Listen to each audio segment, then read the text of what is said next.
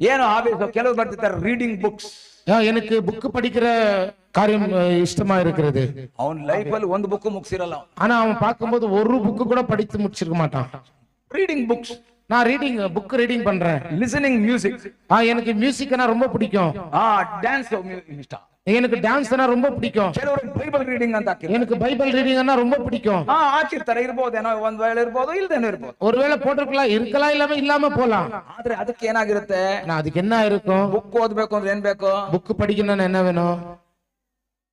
ಉತ್ಸಾಹ ಬೇಕು, ಉತ್ಸಾಹ வேண்டும். ನಾನು ಗಮನಿಸಿದ್ದೀನಿ, ತುಂಬಾ ಜನರು ಈ ತರ ಟ್ರಾವೆಲ್ ಅಲ್ಲಿ ಬುಕ್ ಓದೋದನ್ನ ನೋಡಿದ್ದೀನಿ.